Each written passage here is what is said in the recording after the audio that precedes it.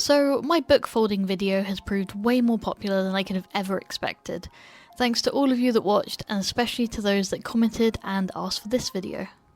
Today I'm going to be talking through the prep for book folding, from choosing the right design, picking out the right book, and then turning your design into a book folding template. Do feel free to skip ahead to the chapters you need, although I do recommend watching it all to have the best chances at success. Choosing the right design. Book folding does have quite a few limitations when it comes to design. It effectively only uses negative and positive space to make the design, and that means that you really need to stick to images that work in black and white. Not grayscale, but strictly two tones. I found an easy way to find designs like this is to add silhouette to your search. Folding also essentially splits the design into thin strips, but each strip can only hold one positive space, because each page gets two folds to create one face. It's kind of difficult to explain in words, but I'll try to demonstrate here. A page gets folded from the top and from the bottom, which leaves this section as the positive space for this page. So what if this stripe goes through 2 or 3 or even more sections of the design? Well, the detail will be lost. Usually 2 positive spaces on a strip is okay. You just alternate the folds like I did on this design. One page has the face at the top and the next at the bottom. That means on these sections the detail is pretty much halved. If you add more sections, the details will get diluted down more and more. And you can't just add extra folds because that will stretch the design and skew all the proportions. So that means we need a design that works in black and white and that doesn't have too many overlapping separate sections. There is also a limit to how many pages a book can have, and this limits how detailed the image can be or how long the word can be. I'll touch on this again in the next chapter, but for a letter to be easily readable, it's best to have at least 80 pages per letter. So, whilst your name might be 11 letters long, if you can't find a book with enough pages, you might have to go with a nickname. Folding more pages is also more fiddly, as the previous folded pages make life a little more difficult, so I recommend trying a shorter word until you're more comfortable with the craft. The same is also true of images. Whilst there's no set minimum for pages, if the image is too detailed, it won't be identifiable in the end product. So, to summarise, the best images are ones that work in black and white, don't have too many overlapping sections, and aren't too long for words, or too detailed for images. Now we have a design in mind, we're ready for choosing the right book. When selecting a book, the first consideration is whether it has enough pages to make our design. As mentioned previously, for words I'd recommend around 90 to 100 pages per letter. This may seem like a lot, but as I show here, every 2 pages is actually only one sheet, so 100 pages actually only gives you 50 folds. There is some wiggle room in this, so if you need to go down to 80 pages a letter, it will still likely work, it just won't be as clear. So consider using an easy to read font. Extra pages are also fine, as you can leave some unfolded each side of the design. With images, it's trickier to determine how many folds you'll need. This Gengar was quite a simple image and took 590 pages. Or 295 foldable sheets. You can stretch and contract the image slightly after folding by fanning or closing the book, so you don't need to be exact. Estimating the correct number of sheets for an image is an art in itself. To try and help, these 590 pages ended up about 6 inches wide or 15 centimeters. Based on this book, around 39 pages equals 1 centimeter, or 98 pages is an inch. So depending which measuring system you prefer to use, that should help you convert the number of pages to the size of book.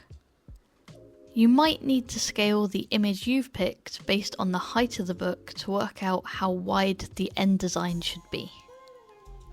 The height of the book is therefore also a consideration. The final design is usually just over half the height of the book. This again has some leeway, but I would never advise going as far as 2/3. It makes the folds more difficult and can make the book less well balanced. If you stick between a half and 2/3, the design should work and the book should stand up by itself.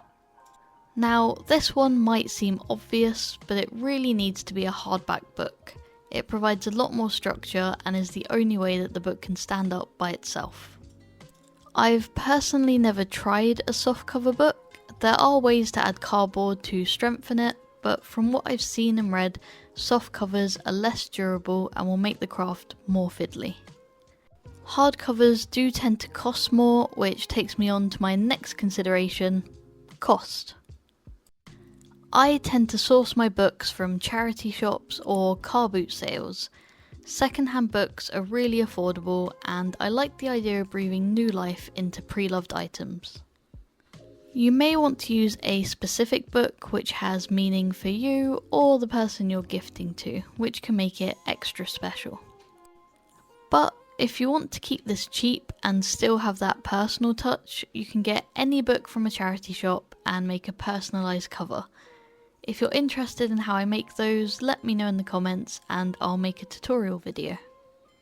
So to summarise this chapter, the right book is one that has enough pages, is the right height, is in budget, and might even have some personal connections. Now we have the right design and the right book, it's time for turning your design into a template.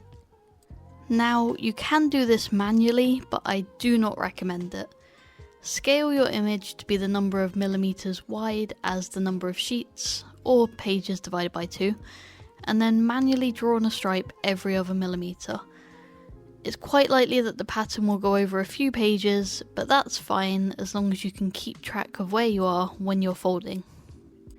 My previous go-to was to use some kind of software, like Photoshop, or in my case, GIMP, not sure if I can say that on YouTube. In my software, I make a canvas that is as many pixels wide as the number of sheets I have. I then add a grid and fiddle around until the grid actually becomes stripes, and then I add a stripe every pixel or every other pixel, and select a colour that differs from my design so that it will still be easy to see my design through the stripes. This section was meant to be the longest, as making a template can need some trial and error to get right.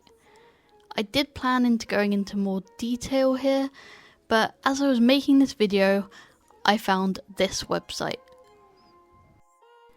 It generates the template for you. You just have to enter a few basic details, you upload the image, and it even warns you if your image won't work for book folding. Then you just download, print it out, and you're ready to go. So simple, and I think it will make this craft much more beginner friendly. It also has the added bonus of this text pattern, which I've never seen before. Some people may actually prefer using this written pattern, and it's great if you maybe get lost in your design and need to find your way again, because it lists exactly where to fold each page. I would have found this website super helpful in the past, and I will definitely be using it in future. So now that you've found the design, turned it into a template, and have picked the right book, you're all set and ready to mark up and finally fold your own book art. Head over to my book folding video and see how to transform old books into new artworks. If you did find this helpful, please consider liking and hitting the subscribe button, it means a lot to me. And if you have any questions or have some feedback, please leave a comment below. I do try to respond to every single one I get. Thanks for watching, and I hope to see you next time.